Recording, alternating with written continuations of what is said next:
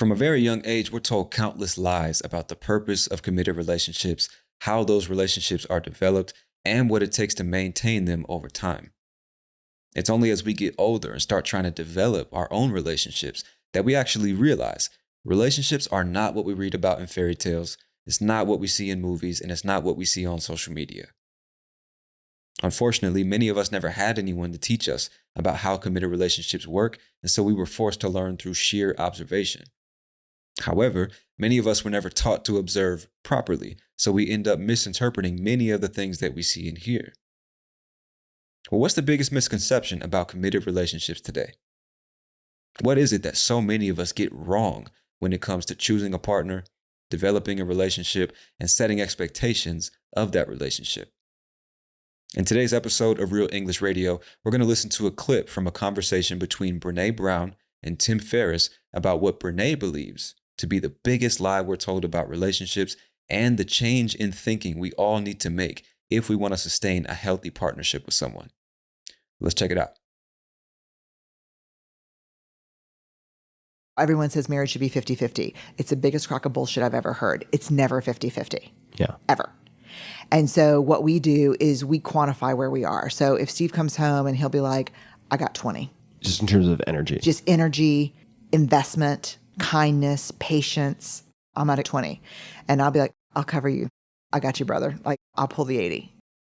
Sometimes we come home, which we have done a lot. My mom has been sick. And I'll say, I've got 10. And Steve, like 2 days ago, said, I'm riding a solid 25. So we know that we have to sit down at the table anytime we have less than 100 combined and figure out a plan of kindness toward each other. Oh, I love that. Yeah, because the thing is, marriage is not something that's 50-50. A partnership works when you can carry their 20 or they can carry your 20. And that when you both just have 20, you have a plan where you don't hurt each other. All right, my friends. Now, don't feel bad. Don't worry if you couldn't understand every single thing that was said in that clip because it's relatively short. So I'm going to go back to the beginning and explain a few key words and phrases before we continue. All right, let's do it.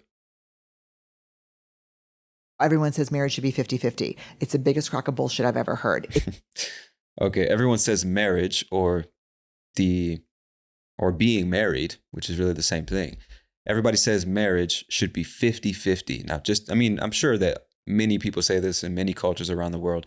Just in case you don't know, 50-50 is a phrase that we use to describe an equal situation, a fair situation, right? I give 50%, you give 50%, we have 100%. Or I give $50, you give $50, we have 100, right? 100 is usually used to represent completion, a whole, 100%. So a 50-50 means that we are evenly dividing the labor or the contribution of money or effort or whatever it is. It's equally divided. 50 and 50 makes 100. So everybody says 50 or everybody says 50-50 should be marriage.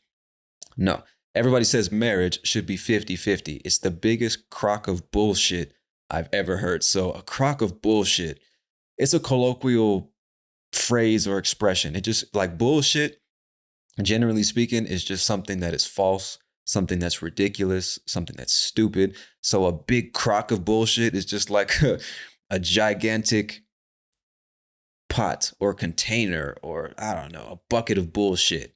You know, it doesn't make like literal sense, but a big crock of bullshit, it just means it's a lot of bullshit. She's just putting emphasis on the fact that whatever she's talking about or whatever she's heard is some bullshit. It's nonsense. It's false. It's ridiculous, right? So the idea that marriage should be 50-50 is some bullshit. The biggest crock of bullshit that she has ever heard, all right? All right, cool. Let's continue. Everyone says marriage should be 50-50. It's the biggest crock of bullshit I've ever heard. It's never 50-50. Yeah. Ever. And so what we do is we quantify where we are. So if Steve comes home and he'll be like, I got 20.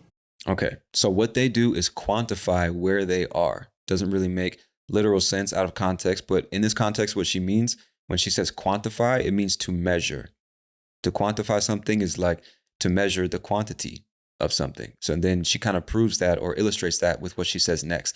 If Steve comes home, which is another way of saying arrive at home, if Steve comes home, he'll be like, I got 20. And so you can think about it like 20%.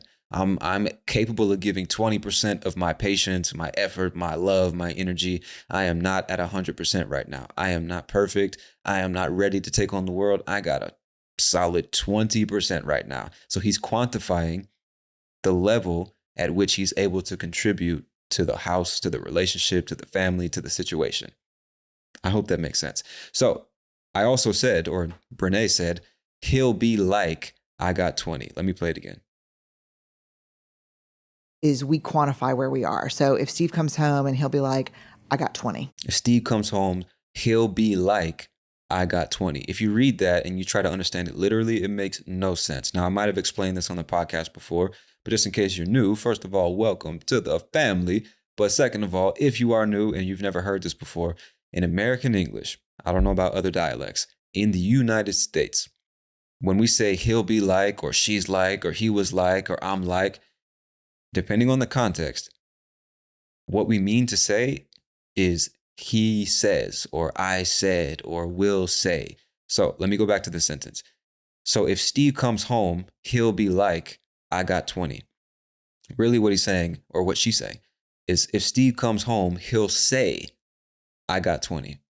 He will express, I got 20. So it's just like a colloquial phrase that we use to quote people. So when somebody's telling a story, I said blah, blah, blah, and he was like blah, blah, blah, and then she was like blah, blah, blah. You're basically saying that's how they reacted, or this is what they said. So Steve was like, I got 20. That's the same thing as saying Steve said, I got 20.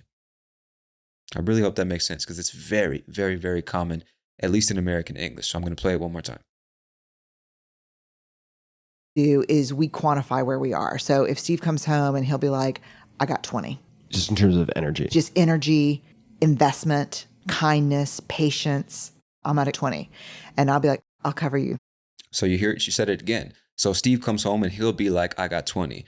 And then she said, just energy, investment, patience, I'm at 20. And I'll be like, I'll cover you. So Steve is like, I got 20. And Brené is like, I'll cover you.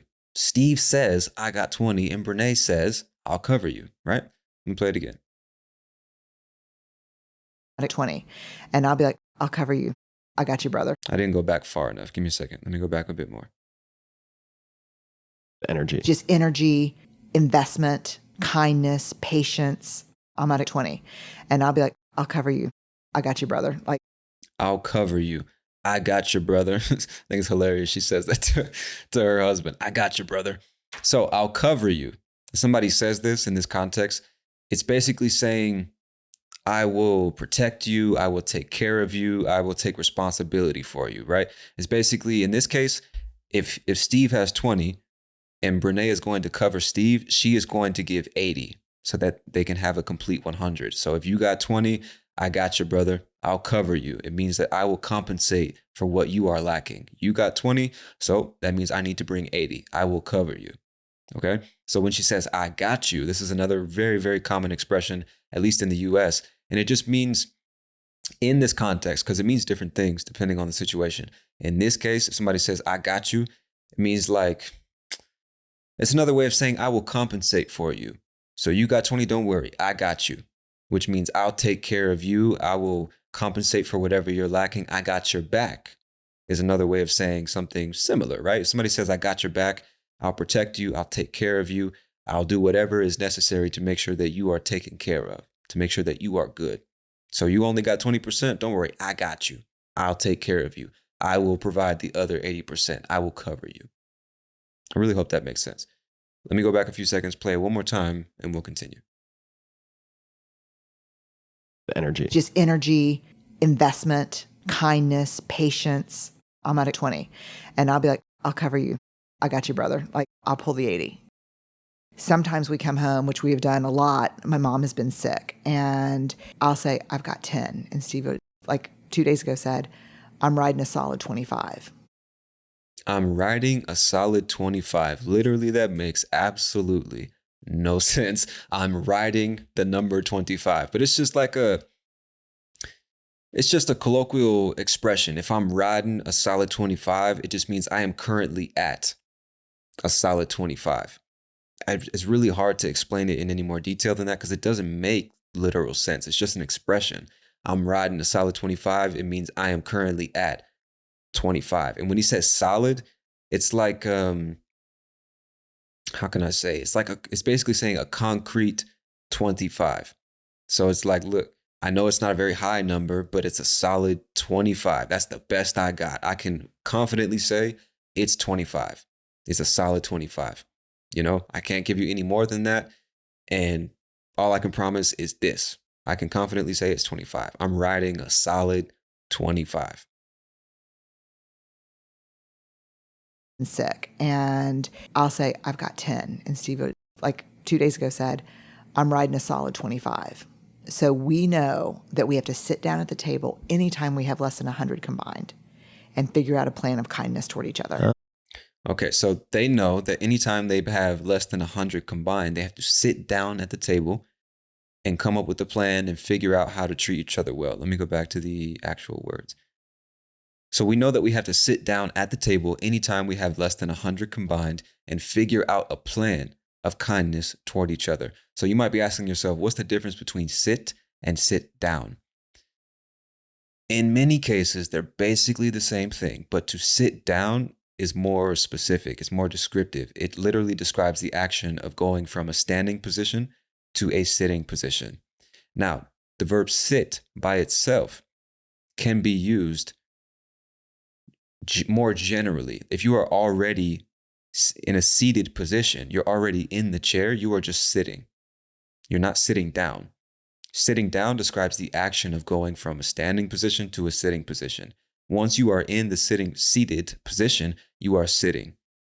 So that's the small but clear distinction. At least it's clear in my mind as a native. Hopefully now it's clear in your mind. So that's why she said we have to sit down at the table. We go from standing up to literally a seated position at the table.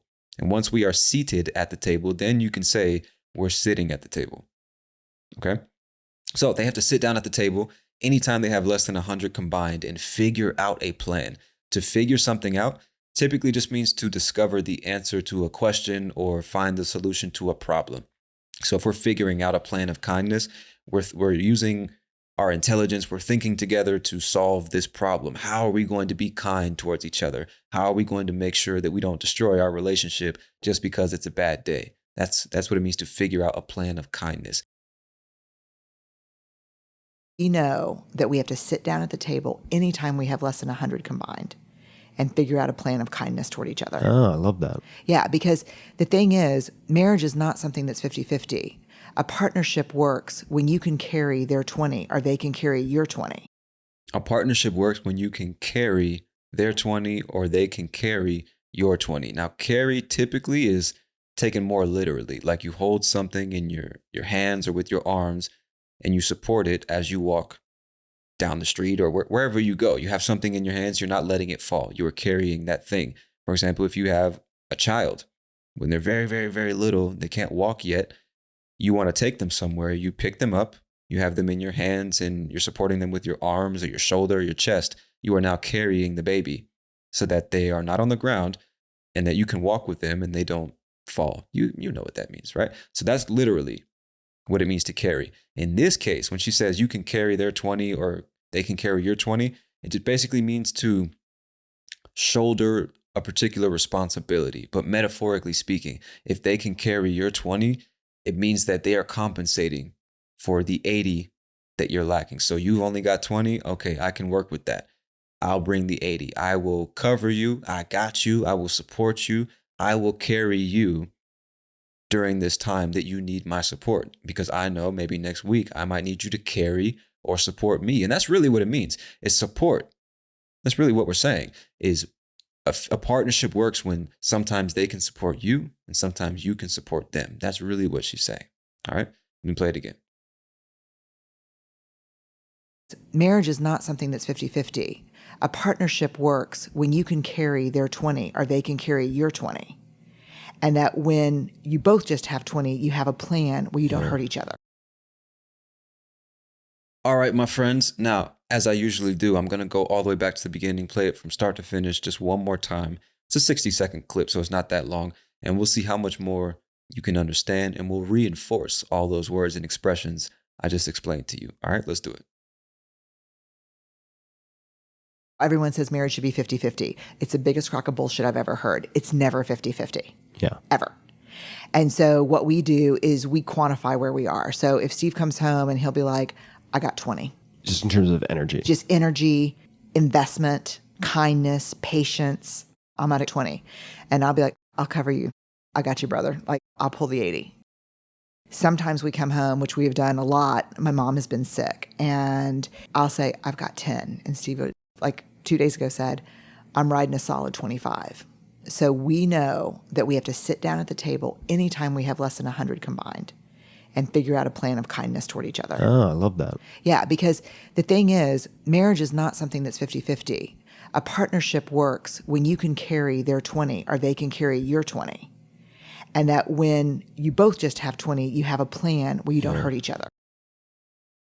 All right, my friends, I sincerely hope that it was much easier to understand the second time around. Hopefully all the nouns, verbs, and adjectives are much more clear to you. And now I just want to leave you with a few things to think about. The main takeaways. And I want to remind you before we get started with this, it is extremely important that you not only listen to this podcast episode, it actually might be beneficial to listen to it more than once. But even if you don't listen to it more than once, it's extremely important that you listen to the episode and then you write about what you heard. Summarize the main idea of the episode, write about things that, new ideas that you were exposed to while listening to the episode, write about the main takeaways, your own thoughts on this topic. You need to use the language, not just consume the language. And writing is really good because you're training yourself to think in a low pressure situation. Nobody's waiting for you to finish. Nobody's waiting or expecting you to speak fast or perfectly or anything like that. You can take your time and express your thoughts in as much detail as you want. Google Translate is free. ChatGPT is free. So you can use these tools to learn how to express yourself the way you really want to express yourself. And then you practice speaking, which is why you need to download a language exchange app or join our Discord server and practice your English with us. Whatever you got to do, find friends, family, teachers, whoever, and talk about these subjects. So you listen, you read the transcript and the vocabulary guide, you write about the topics, express yourself, gather your thoughts, then you talk about them in a conversation with real people. Because a lot of people listen to this show, but they don't speak ever. And they wonder why they can understand so well, but they can't speak the same way. It's because you got to practice, okay? Just really want to emphasize that point because it's the main thing keeping so many people from being able to speak English effectively. So let's continue. Let's talk about the main takeaways from this clip that we've just played. The first one, redefining the expectations of marriage, because Brené, in this clip, she challenges the common belief that marriage should be a perfect 50-50 split. A 50-50 split of responsibilities and effort. I should always give 50, you should always give 50. It should always be even, equal, because that is what's fair. But Brené suggests that this notion is just unrealistic. It's not practical. At least not in a real life situation, not in a real relationship. It's not practical because everybody has good days and bad days. Everybody gets hit with tragedy from time to time and it's unexpected. So some days you come home from a 9-hour day at work, a 10-hour day at work, and you are riding a solid 15. You're riding a solid 25. And so if your partner's expecting you to give 50, like he or she is giving 50, there's going to be a problem, right? So that's why you need to change your expectations a little bit and understand it's not always 50-50. Sometimes I'm having a great day, my partner's having a shitty day. I need to be there for my partner. Sometimes my partner's having a great day and I'm having a shitty day and I'm expecting my partner to be there for me. I support you and you support me. That's what a partnership actually is. It's not, we always give the same amount of energy, time, and effort and love and patience because it just doesn't work like that. You know that intuitively. You're not at 100 every single day. You're just not. So it's unrealistic to expect your partner to be at 100 every single day and always contribute the exact same amount of effort. And I think understanding this is super important because when you set those false or unrealistic expectations of your relationship and of your partner, it's only going to lead to disappointment. If your partner's having a bad day and you're expecting them to give you the same amount of love and time and energy and patience and attention and effort that they always give you, you are going to be unfairly criticizing, and judging your partner for not meeting your expectations. You know what I mean? And that's not fair to your partner. And it's really not fair to you because you're suffering unnecessarily. I think having that understanding of like, you know what, some days I got to be the rock. And the rock, just in case you don't know, means the foundation. I got to be the one that's solid, that holds us down, keeps us in place, keeps us steady and stable. Sometimes I got to be the rock. And sometimes my partner needs to be the rock. And I think it's important to understand that before you get into the committed relationship. You know what I mean? Understanding that we are here to support each other, not demand more from one or from the other. Like sometimes I need you and sometimes you need me. And that's just the way it is, right? So another takeaway, the importance of quantifying your efforts. Brené introduced the concept of quantifying not only the effort being made, but your energy level, how much kindness and patience you're willing to contribute to the marriage. It's very important to quantify these things because it allows you to understand where you and your partner stand at any given moment. And that way you can adjust accordingly. So if your partner comes home and says, listen, I'm at a solid 45 right now. I'm at a solid 20. I'm at a 5. It was a shitty day. And you know I'm struggling with this depression shit. You know that my boss is a fucking asshole. You know I just spent 2.5 hours in traffic. You know I just spent 10 hours dealing with fucking stupid coworkers. I am at a 5 right now. I need your support. If you can communicate that to your partner from the get-go and your partner has proper expectations, you have a good partner, supportive partner who understands there are always going to be days like this, your partner can know from the very beginning, okay, if he comes at me with some anger or some frustration, if she comes at me with some unnecessary comments or whatever, I know it's not personal. She's just at a 5 right now. I need to be supportive of her. I need to be there for her. She's at 5. Okay, I got 95 today. Next week, I'm going to be at 20. I need her to be at 80. That's just what it is. So communicating where you're at from the very beginning allows your partner to understand it's not personal, which also allows them or enables them to be even more supportive. Because I think a lot of times when our partners are having a bad day and they come at us with anger or negativity or frustration, or they don't have the patience that we think they should have or whatever, we often take it personally because we're constantly thinking about ourselves. And we're constantly taking other people's treatment of us and thinking it's because they have a problem with me. When most of the time, it has nothing to do with us. Most of the time, the way people treat us has nothing to do with us. So having that level of empathy and understanding and also that open communication with your partner, based on what Brené is saying, I totally agree. The idea is having that communication, having that trust and that level of empathy allows you guys to adjust to the situation as opposed to saying it should always be like this. And if it's not like this, there's a problem. You see the distinction?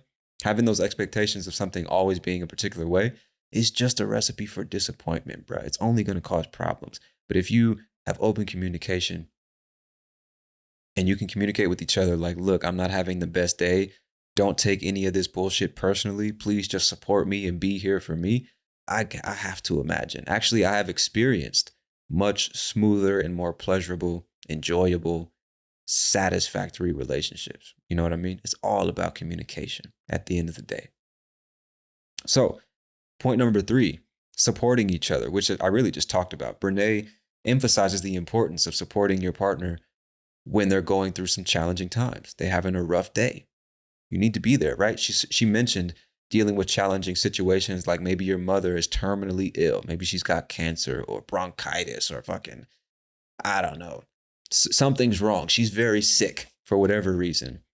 That's a very challenging thing to deal with, especially if she lives with you guys. You know what I mean? Somebody needs to be there for her and take care of her. Now imagine you and your partner are working full-time jobs. You also have 2 kids.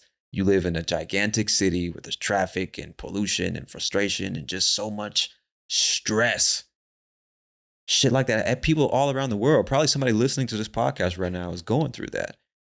And if you don't have a partner that's supportive, all it does is add to the unnecessary stress that you're going to experience, which puts stress not just on you, but on your relationship. It makes it weaker and weaker and weaker. And with enough stress, it's going to break, right?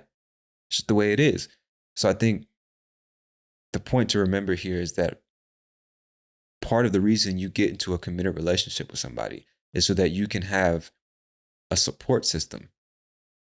Because of course it's important to be independent. I don't need a woman. I don't need a man. I can take care of myself and blah, blah, blah, which is a very common thing to hear, at least here in the West these days. And although I understand it to a certain extent, like everybody needs somebody, bro. Everybody needs somebody. So when you get into a relationship, you have to remember part of my responsibility is to support my partner. It's not all about me, right? I have good days. She has good days. I have bad days. She has bad days. And when somebody's having a bad day, it's the other person's responsibility to be supportive, not demanding or overly critical, but supportive, you know? And next, open communication. I've already touched on this, but that's the next point I have here on my list. Brené suggests that open communication is essential in any partnership, any relationship. So when she and her husband have less than 100% combined, they sit down together and they come up with a plan to show kindness and understanding towards each other. Communication is everything, bro. Like the majority, I gotta believe every single problem in a relationship comes down to a lack of communication. That's it. Just two people not being honest with each other, two people not telling each other everything that's on their mind or in their heart. And instead, they keep it to themselves. They hold on to it. They bottle it up. They shove it down deep into their subconscious or whatever. They don't talk about it. And then they just let it fester down there in their stomach, down there in their soul. And the problem is, if you hold on to something, it's going to manifest itself in other ways. So you didn't communicate that you had a problem with what this person said or did. You're going to hold on to that. It's still going to bother you. It's not like it just disappears. And then that frustration is going to manifest itself in other ways. You're probably going to snap at your partner unexpectedly, and they're not going to understand what's going on because of something that they did 3 weeks ago. You didn't say anything. And here we are 3 weeks later, and out of fucking nowhere, you just snap. Well, maybe if you have this, yeah. And you just snap, and your partner's like, what the fuck is going on here? You know what you did, right? And so just because you didn't communicate with your partner, now they're all confused and fucking lost. And even if your frustration is justified, you didn't communicate with your partner about that frustration. So you have no right to just blow up on them randomly and unexpectedly. The healthy and mature thing to do is communicate with them. And not just about bad stuff, but about good stuff too. Reminding your partner about what you appreciate about them. Reminding your partner that you see them, that you love them, you're attracted to them, you want them in your life. You know, all forms of communication, positive, negative, it's all important. Because I think once you lose communication, I mean, what do you really have? You don't even have a relationship anymore. You might still live with this person. You might still have sex with this person. You might still go to the movies with this person. But if you're not really communicating, what's the point? What's the point? It's all about communication, bro. If you don't know what that other person is thinking or feeling, you have to make assumptions. And typically when you make assumptions, you make unnecessarily stupid mistakes. And so I think that's why I really appreciate cultures in which people have the habit of just being direct and speaking the truth, saying what's on their mind. I really don't like, or I don't enjoy being involved in environments where the culture is like, let's not talk about it. Let's not mention it. Let's act as if it doesn't exist. Let's say it without saying it.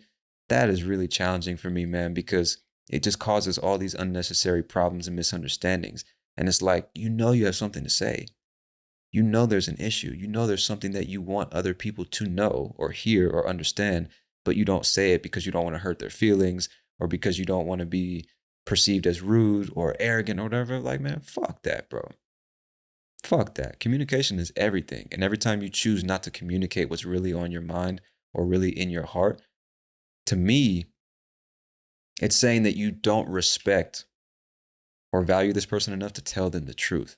I'm sure people will disagree with that idea, but that's what I believe. If you truly respect and value somebody, if you truly love them, you're going to tell them what they need to hear and not just what they want to hear. That's what it means to love somebody. This might hurt you, but I know you need this. So here it is. And part of that is open communication. That's just what I believe, you know? And finally, the last takeaway is marriage is a partnership, right? Brené highlights that a successful marriage is more like a partnership where both individuals work together to support each other's needs and well-being. It's about finding a balance, about ensuring that neither partner is hurt or overwhelmed unnecessarily. And this is something that a lot of us are not really taught when it comes to relationships. A lot of people have such unrealistic expectations of what marriage actually is. Some people think I get married to this person and they're going to take care of me for the rest of my life. I have no responsibilities or obligations. It's just all about me, right? Or man, for the last 3 months, my partner has been so needy, constantly needing attention or affection or love or blah, blah. It's like, you're their fucking partner. You're their life partner. So if you weren't ready for that, then you shouldn't have gotten into a relationship, man. I think a lot of us are so selfish when it comes to relationships. Like, so many people can easily tell you what they expect their partner to do. They can easily tell you what their partner should be responsible for. You ask a lot of young women, what should a man do? What should a man be responsible for? They can tell you without thinking about it. You ask a lot of young men, what should a woman do or be responsible for in the relationship? They can tell you without missing a fucking beat. But if you ask them, what should you be responsible for? What should you bring to the table? What are you going to contribute? It's like, me, I'm enough. I bring me to the table. You know what I mean? So many of us are just so fucking selfish, and we never stop to consider, what value am I contributing to this partnership? All we care about is what value is being contributed to us, being delivered to us. What are people doing for us? How are people treating us? How are people making us feel? That's all we care about. And it's such a selfish way of approaching a relationship. And it's ironic because if you take care of your partner, that gives them that much more reason to take care of you. So the better you take care of your partner, theoretically, the better they'll take care of you. Now, if that's not the case, you probably need to change partners. You know what I'm saying? But the point I'm trying to make is sometimes we don't really consider the fact that we also need to be very clear and aware of what it is that we bring to a relationship or a partnership, and not worry only about what we are going to get from the relationship. You have to give value if you expect to receive value. And sometimes, or many times, it's not an even exchange. Sometimes I give 20, sometimes you give 80, sometimes I give 60 and you give 40 or whatever. That's a partnership. Because we are in this until the fucking end. Ride or die, bro. We got good days and bad days, but the commitment is that I am going to give the best of me, and I expect you to give the best of you, no matter what. Simple and plain. Now, I'm not a fucking marriage expert. I've never been married. I'm single at the moment. So, I'm probably not the best person to listen to, but these are the main takeaways, or at least what I took from listening to this clip. And it also is what I've taken from the relationship I've had in the past, But I'm curious to know what y'all think. Let me know on the Discord server.